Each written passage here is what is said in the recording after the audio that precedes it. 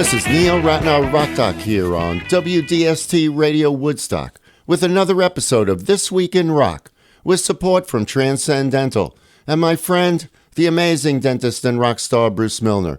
Visit Transcend Dental, his stunning new office at 2 Maverick Road on the corner of Maverick Road and Route 375. 60 years ago today, the Beach Boys released the album Pet Sounds. Recognized for pioneering new orchestral techniques and transforming music production by treating the studio as a compositional instrument, the album raised the status of popular music to an art form and helped establish albums as unified artistic statements. Pet Sounds, produced, arranged, and primarily composed by Brian Wilson, was the first Beach Boys album in which studio musicians, such as the Wrecking Crew, largely replaced the band on their instruments, and the first in which any rock group abandoned the small ensemble format for an entire album.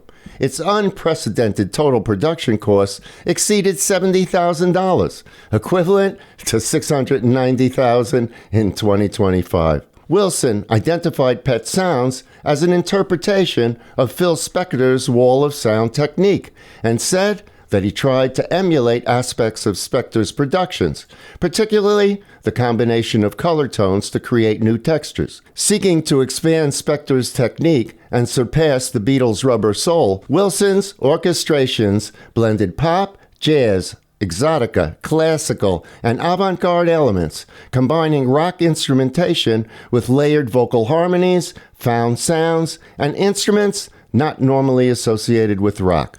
The album is now considered a rock masterpiece and one of the greatest and most influential albums in rock and roll. However, when they first heard it, executives at Capitol Records reacted with confusion to its unconventional style and debated rejecting the album, only approving it after several meetings. As a result, as Beach Boy Brian Johnson relates, the promotion for the record was poor to say the least. Capitol Records decided, because they couldn't push the band more, and Pet Sounds is out. They worked on it barely 3 months, and then they put out the very best of the Beach Boys, Volume 1. Okay, are you into the Beach Boys? Who? Oh, yeah, we are.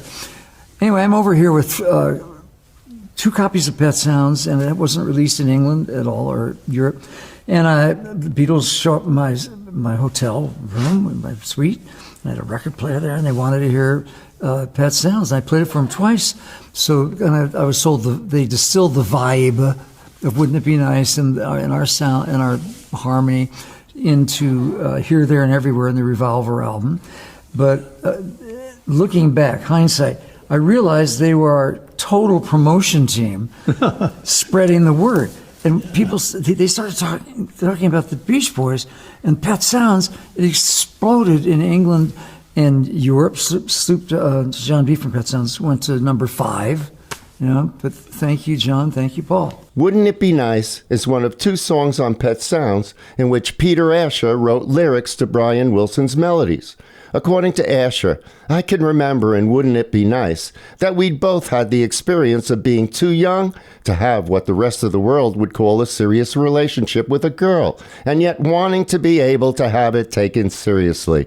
Okay, let's listen. From Pet Sounds, the Beach Boys, and Wouldn't It Be Nice?